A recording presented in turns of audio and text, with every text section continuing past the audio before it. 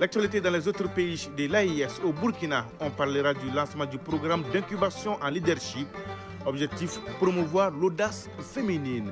Au Niger, on fera le point de la mission conjointe gouvernement et Banque mondiale, mission pour superviser les chantiers de construction des salles de classe dans les communes de Guida, Soriche et de Ganadji. Reportage à suivre avec nos confrères des radios Burkina et des radios Niger, la voix du Sahel. L'actualité internationale, c'est à suivre avec Batraoré. Il est là en direct avec moi dans ce studio. Bonjour Batraoré. Bonjour Sidiki Dambélé. De quoi va-t-on parler dans votre tour d'horizon de ce mardi? Dans l'actualité internationale du jour, on retient qu'au Sénégal, une enquête est officiellement ouverte sur les violences politiques observées entre 2021 et 2024.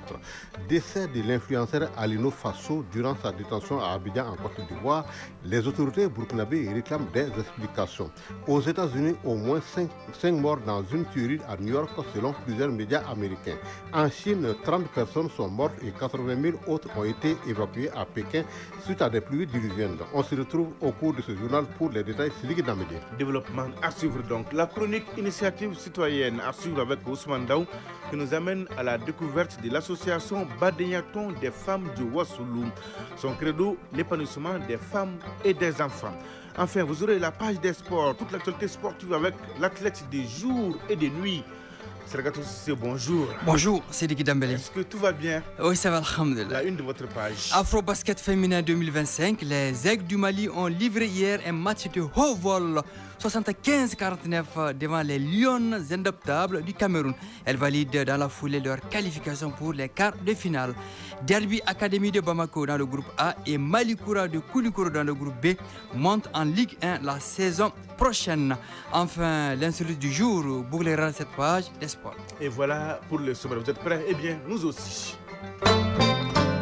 Une fois de plus, bonjour et bienvenue. Les premiers ministres de l'administration territoriale et de la décentralisation, les généraux de division Abdoulaye Maïga, face au gouverneur des régions et du district de Bamako, au centre des échanges, le point d'exécution des projets d'infrastructure dans les régions. La rencontre a permis aux différents gouverneurs d'avoir le maximum d'informations et la conduite à tenir en vue de la réalisation de ces infrastructures. Le premier ministre a reconnu la pertinence de la réalisation de ces infrastructures qui visent à satisfaire les besoins des populations. Il n'a pas manqué de remercier les gouverneurs des régions pour leur résilience. On fait le point avec Mamari Kone et Aliou Touré. Faire le point des travaux des projets de réalisation d'infrastructures dans le cadre de la satisfaction des besoins des populations et comment améliorer les conditions de travail des représentants de l'État.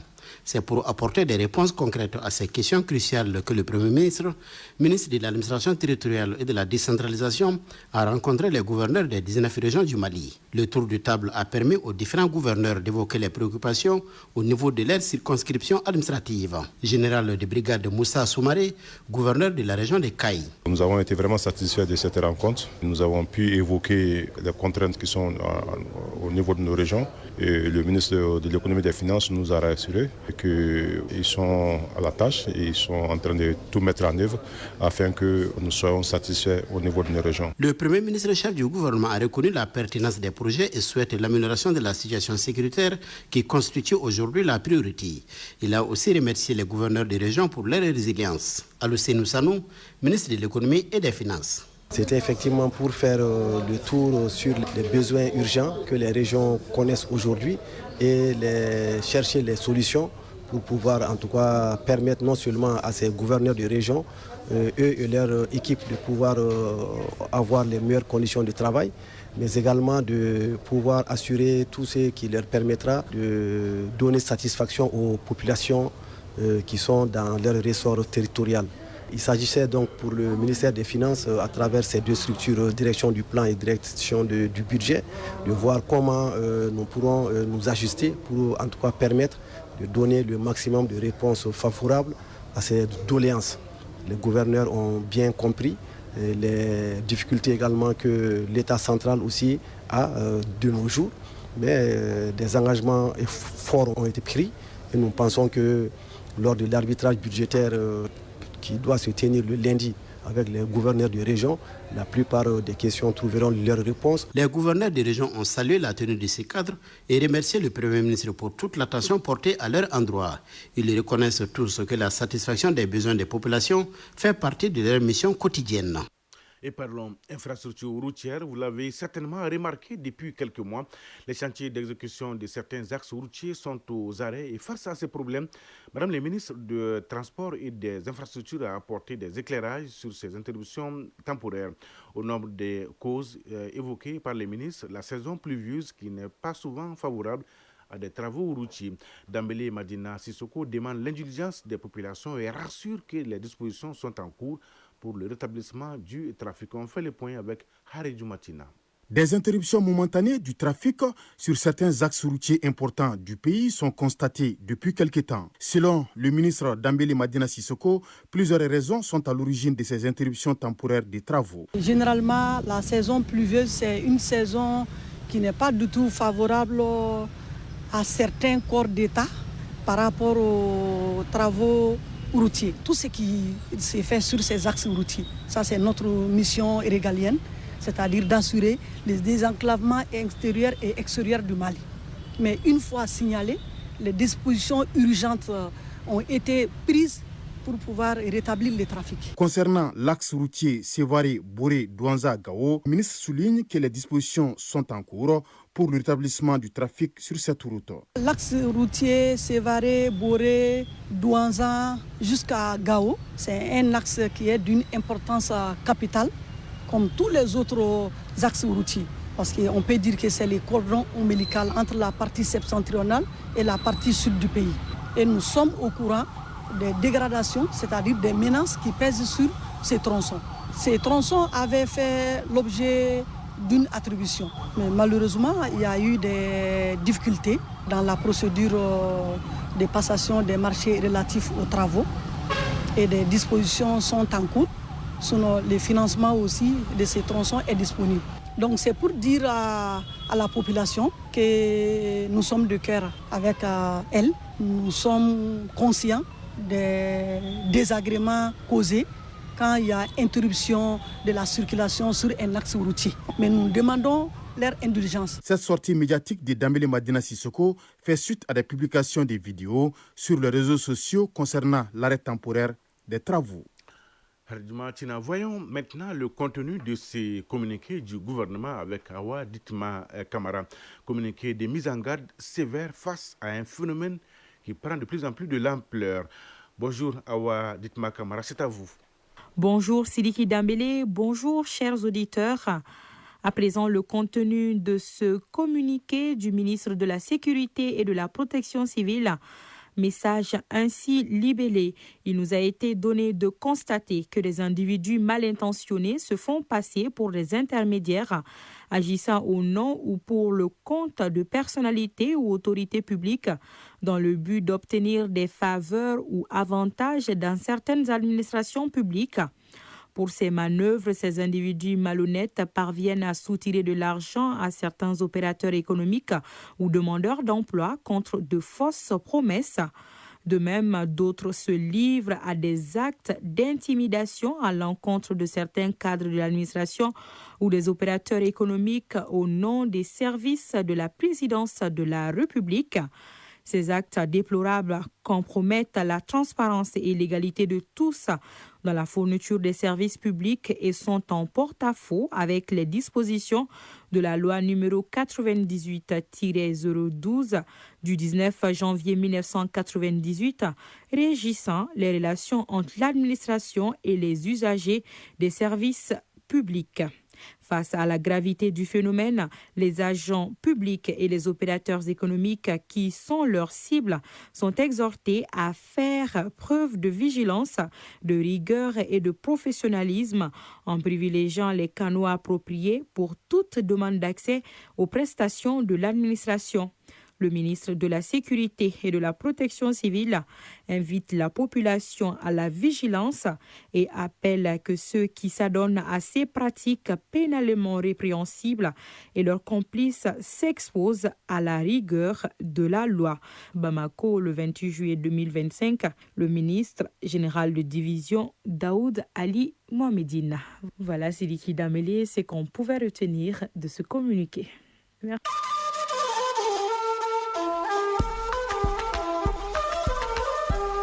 AES Actualité.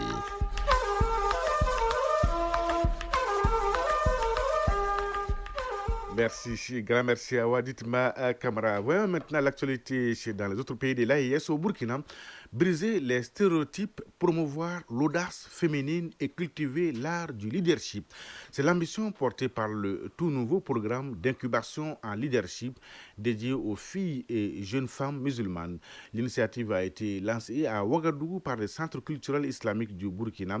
L'objectif étant de contribuer à l'autonomisation des femmes musulmanes afin qu'elles puissent jouer pleinement leur rôle dans la construction de la nation. Plus de détails avec Hervé Kabouré de Radio Burkina. À travers un panel, la jeunesse féminine musulmane est invitée à sortir de l'ombre. Le programme d'incubation du CCB ambitionne de former 25 filles et femmes leaders capables de s'affirmer tout en restant fidèles aux valeurs musulmanes. Abzeta Tapsoba, responsable genre du Centre culturel islamique du Burkina. Lorsque nous regardons la population burkinabé, elle est en majorité féminine. Mais malheureusement, le constat est tel qu'on a du mal à avoir une représentativité féminine au sein des instances décisionnelles. Ce qui nous a motivés à réfléchir à ce présent programme pour recruter quelques jeunes filles musulmanes que nous allons accompagner durant 3 ans pour les booster afin qu'elles aient vraiment le quart pour s'affirmer et contribuer aussi de leur mieux au développement durable. La marraine du programme, l'ancienne ministre du genre Mariam Lamizana, a salué une initiative capitale dans un contexte encore empreint de préjugés. Vous savez, les questions des femmes, des questions des barrières socio-économiques, des stéréotypes font que les voix des femmes ne portent pas souvent, malgré le dispositif institutionnel qui existe, il y a toujours des contraintes qui limitent. Et je pense que cette incubation, cette formation va permettre à la jeune fille musulmane d'apprendre, d'initier et d'avoir un leadership suffisamment fort pour faire entendre la voix des femmes, musulmanes. Durant 3 ans, entre partage d'expériences, témoignages inspirants et ateliers pratiques, les bénéficiaires seront outillés à établir leur personal branding et poser les bases d'un leadership assumé et entreprendre des projets pour leur plein épanouissement dans la société burkinabé. Au Niger, une mission de la Banque mondiale et du gouvernement a sillonné des jours durant les chantiers de construction des classes initiés par le projet LIR dans la commune rurale de Guindassori. La délégation a aussi réceptionné l'école Medersa de Gandji dans la commune de Djiratawa. Elle était accompagnée dans ses déplacements du secrétaire général de la région de Maradi. Mission suivie par notre consoeur de Radio Niger, Mariama Keita. Son reportage. Constater de visu l'état d'avancement des travaux de construction des classes sous financement de la Banque mondiale, tel est l'objectif de cette mission conjointe Banque mondiale gouvernement. Initiative portée par le projet Learning Improvement for Results in Education, LIR, pour accompagner l'action gouvernementale Zéro classe en Payotte. Dans le village de Jallo et celui de Lahiarou 1, tous de la commune de Guidansori, département de Guidanrumji, le constat n'est guère satisfaisant pour la mission. Tous deux exécutés par l'entreprise Construit Niger sous le contrôle du cabinet CETRAC BIPAD. La mission, conduite par Marie-Yvette Sakadoura, chargée du projet LIR à la Banque mondiale, s'est entretenue avec les conducteurs des travaux et le chef de la mission du cabinet du contrôle. Au niveau des sites visités, respectivement à Jallo avec 9 classes, dont 2 préscolaires, et 8 classes à Lahiarou 1, dont 2 pour les préscolaires, les membres de la mission ont discuté de long en large sur les raisons du retard accusé, conformément aux engagements pris. Contrairement à ces 2 sites visités, la représentante de la Banque mondiale et l'équipe qui l'accompagne ont réceptionné les 10 classes construites et équipées de l'école Medersa de Dangamji dans la commune rurale de Djiratawa, département de Madarumfa. Après la visite terrain, une rencontre a réuni le secrétaire général, la mission et les représentants des entreprises, les représentants des cabinets de contrôle, mais aussi quelques projets financés par la Banque mondiale, notamment PIDUREM et la FIA IALI. Objectif de cette dernière, discuter à bâton rompu des obstacles qui freinent les travaux et surtout trouver des solutions pour livrer ces infrastructures à temps pour le bien-être de la population en général et des enfants en particulier.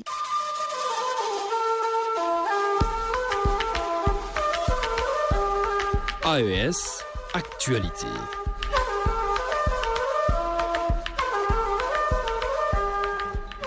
Fin de la page AIS. Et si vous venez de nous prendre au vol, sachez que vous êtes sur Mali Actualité, la première édition de ce mardi 29 juillet 2025. Vous avez raté la première partie seulement, mais pas tout. Dans la seconde partie de cette édition, nous allons développer l'actualité internationale avec Batraoré. Il est là, il est fin prêt. Son tour d'horizon nous conduit au Sénégal, en Côte d'Ivoire, aux États-Unis et en Chine, Batraoré. Oui, en Chine, 30 personnes sont mortes et 80 000 autres ont été évacuées à Pékin suite à des pluies diluviennes. Le développement dans un point des secondes. La chronique initiative citoyenne est à suivre avec Ousmane Daou qui nous ouvre les portes de l'association Badéyaton des femmes du Ouassoulou.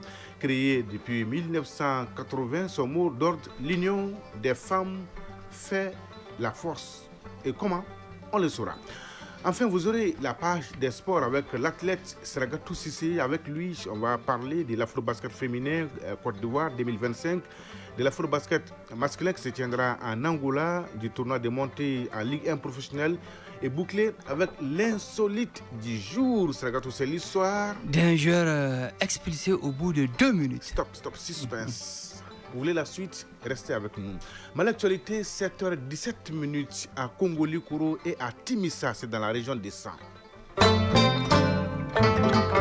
Et oui, Batraoré, au Sénégal, une enquête sur les violences politiques observées entre 2021 et 2024 officiellement ouverte. Oui, c'est le ministre de la Justice qui a déclenché la procédure. Dans un courrier adressé au procureur général, il demande formellement l'ouverture de cette enquête pour faire toute la lumière sur ces événements. Le procureur de la République de Dakar, Ibrahim Ndoye, est donc chargé de mener cette enquête très sensible afin de déterminer les éventuelles responsabilités et de décider des poursuites, aussi bien contre les civils que les forces de l'ordre ou les dirigeants politiques. Et c'est une demande d'explication ici. En Côte d'Ivoire, les autorités burkinabées réclament des explications sur la mort de l'influenceur Alino Fasso.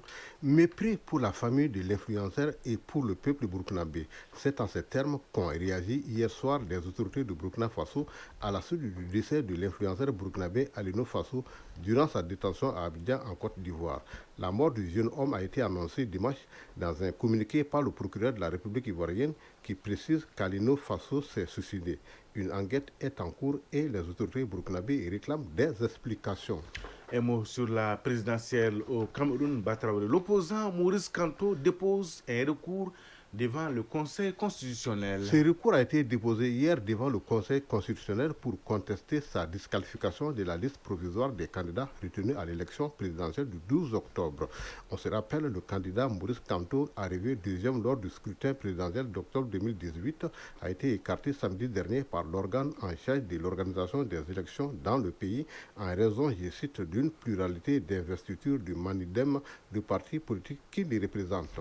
Et le deuxième sommet de l'ONU sur les systèmes alimentaires s'est ouvert à Addis Abeba. Co-organisé par l'Éthiopie et l'Italie, la réunion se tient 4 ans après sa première édition qui s'était déroulée à Rome. Pour tous ses participants, elle est l'occasion de dresser un bilan de la sécurité alimentaire dans le monde et de faire le point sur l'objectif ambitieux qu'il s'était fixé en juillet 2021 dans la capitale italienne, à savoir éradiquer la faim sur Terre à l'horizon 2030. Aux États-Unis, Batraoré, au moins 5 morts dans une tuerie à New York, selon plusieurs médias américains. Les 5 personnes, dont un policier, sont mortes hier à New York après qu'un homme a ouvert le feu en plein cœur de Manhattan, rapportent plusieurs médias américains. Un responsable des forces de l'ordre a déclaré que le tireur est visiblement mort après avoir retourné son arme contre lui. En Chine, triste bilan, des pluies diluviennes à Pékin, on dénombre des morts et plusieurs personnes évacuées. 30 personnes sont mortes et plus de 80 000 ont été évacuées à Pékin en raison des pluies diluviennes qui se sont abattues sur la capitale chinoise. C'est l'agence de presse officielle Chine Nouvelle qui l'annonce ce matin. Sur la plateforme WeChat, le journal local Beijing Daily fait par ailleurs état de dizaines de routes fermées et de plus de 130 villages des environnements privés d'électricité. C'est Diki Dambéli. Merci, Batraoré, pour toutes ces informations. On est très bien servi. Rebonjour, Seragatou Sissé. Rebonjour, c'est Diki Dambéli. Donnez-nous l'heure, la bonne et la vraie heure. Il est 7h21 à Bambara Maoudé, région de Tombouctou. On se retrouve juste après les divoles.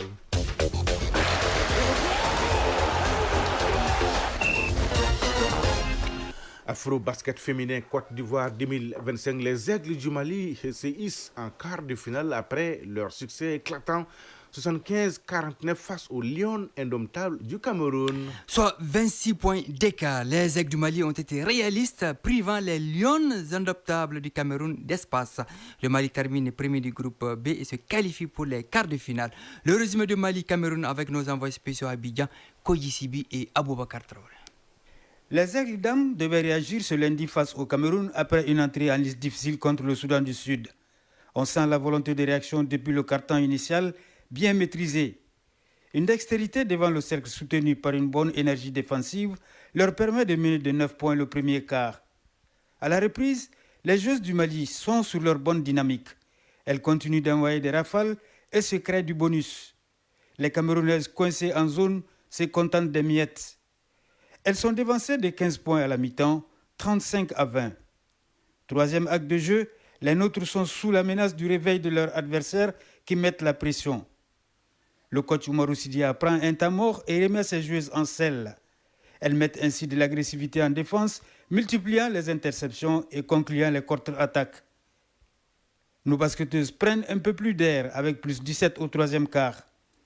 Difficile de rester concentré avec une telle avance, surtout quand l'adversaire semble résigné. Pourtant, les Aigles dames reprennent leur festin dans le dernier acte de jeu avec un collectif huilé. Elles continuent le braquage des shooteuses du Cameroun et sont insatiables en attaque. Au buzzer final, le tableau affiche 75-49 pour le Mali. Qui dit mieux? Oumarou Sidia, sélectionneur du Mali. Nos tactiques et la technique ont marché. Donc c'est ça qui a été la différence aujourd'hui. Donc c'est maintenant que en fait, la vraie compétition va commencer. Sika Kone, pivot du Mali. L'objectif c'est pour gagner. L'objectif c'est pour gagner et ça c'est juste le début. On doit continuer à jouer ensemble comme on a fait aujourd'hui. Et... Les Aigles dames connaîtront leur adversaire des quarts de finale mercredi à l'issue de la rencontre de huitièmes de finale entre le Mozambique et la Guinée-Conakry. Abidjan, Koji Sibi, Aboubakar Traoré à l'Afro-basket féminin, ORTM.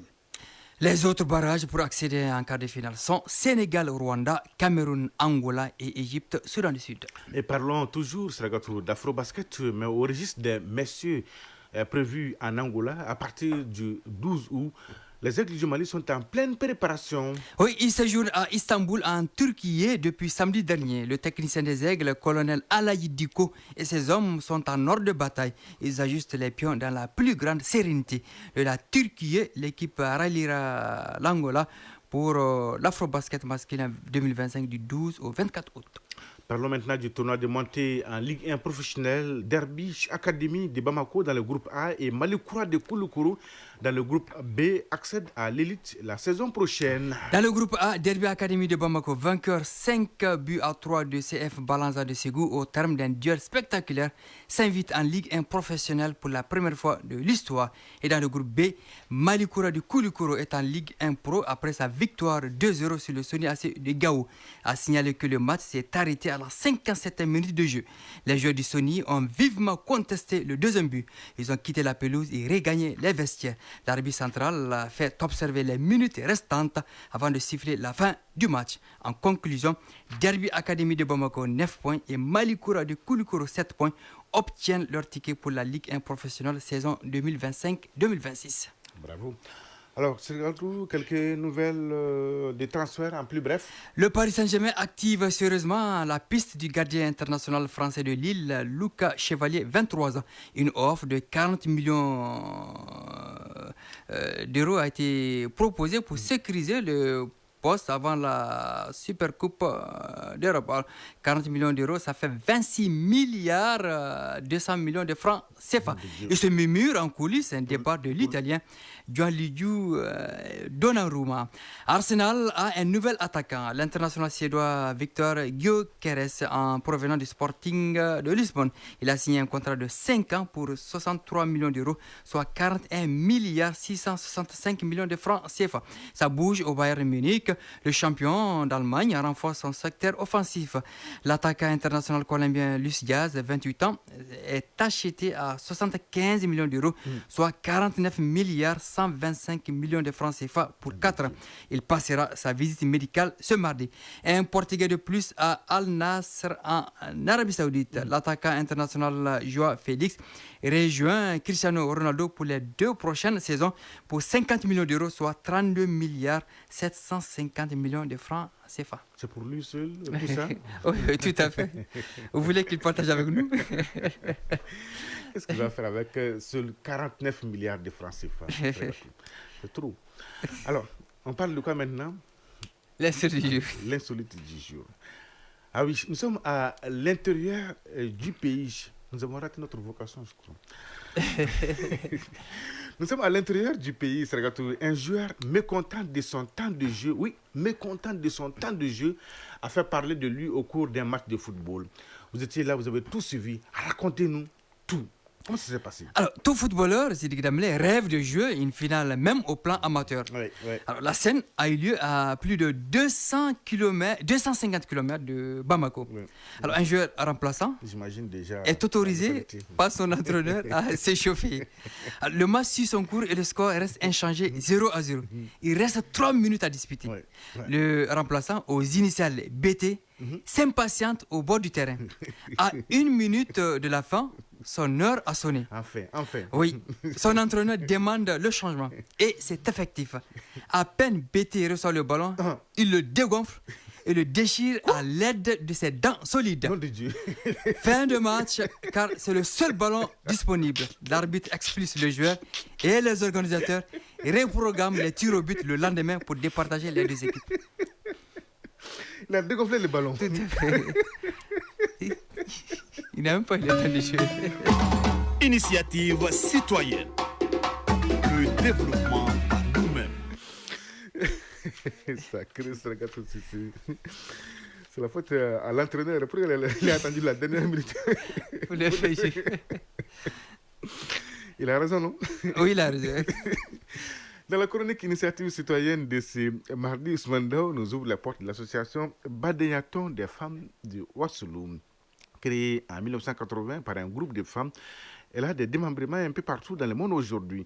Elle œuvre beaucoup pour l'épanouissement des femmes, des enfants, avec toujours comme leitmotiv l'union fait la force. On voit tout cela avec Ousmane Dao dans la chronique initiative citoyenne. Englobant une partie des Bougouni et de Yanfolila, le Ouassoulou est une aire géographique avec un brassage de plusieurs ethnies. C'est pour répondre aux besoins du développement endogène que l'association Badéyaton des femmes du Ouassoulou a vu le jour en 1980. De cette date à nos jours, elle a mené plusieurs activités portant sur l'autonomisation de la femme. Fatoumata Diakité est l'organisatrice de l'association Badéyaton des femmes du Ouassoulou. L'association intervient dans tous les domaines, que ce soit éducation, santé, culture et tout ce qui concerne le développement de Ouassoulou. Les populations adhèrent. On a des activités qu'on mène ici à Bamako. Par exemple, les dépistages du cancer presque dans beaucoup de quartiers. Le développement des femmes, des enfants de Ouassoulou. Contribuer au développement socio-économique culturel, faire en sorte que les femmes et les enfants de l'association ou des non-membres en bénéficient est le credo de ces femmes qui ont engagé une lutte pour l'autonomisation des femmes avec un seul mot d'ordre, l'union fait la force. Fatoumata Diakité est l'organisatrice de l'association Badéyaton des femmes du Ouassoulou. On a formé des femmes, des enfants aujourd'hui qui peuvent travailler pour eux-mêmes. Bon, il y a d'autres qui n'ont pas les moyens de travailler pour eux-mêmes parce qu'ils n'ont pas eu de kits après les formations. Donc, on a ces problèmes-là vraiment. Le financement de l'association, ça vient de nous-mêmes. On a des cotisations mensuelles, 500 francs par mois. Il y a des femmes à Bamako, il y en a qui se trouvent au village, donc les cotisations là, c'est pas facile. Sinon, l'association, ça fonctionne avec notre propre fonds. Avec une présence au Mali et à travers le monde, partout où résident les ressortissants du Ouassoulou Mali, cette association est un exemple d'union et d'entraide pour le développement de leurs localités respectives, en se donnant toujours la main pour leur bien-être à tous. Merci, Ousmane Dao. 7h31 à Moulobala et à Farakala. C'est donc tout pour ce journal. Grand merci à Batraoré et à Idrissa Damele qui m'ont aidé à la réalisation. Aux opérations techniques, Mamadou Beidjalo. La mise en ligne est assurée par Cheikh Abdoulaziz Koulibaly. À la coordination, vous avez Bourama Traoré. Présentation, Sidiki Damele. Merci de votre fidélité et de tous vos soutiens. C'est réconfortant. L'info continue sur votre chaîne. Tout de suite, la page météo suivie des avis et communiqués avec Fousséni Diarra. Et à 13h, vous avez rendez-vous avec Soumaïla Berté pour la deuxième édition du journal. La pensée du jour, signé Sénèque, c'est un philosophe romain. La vie, ce n'est pas d'attendre que les orages passent, c'est d'apprendre à danser sous la pluie. Oui, la vie, ce n'est pas d'attendre que les orages passent, c'est d'apprendre à danser sous la pluie. Mesdames et messieurs, prenez soin de vous et des autres. Excellente journée de mardi à toutes et à tous. Au revoir.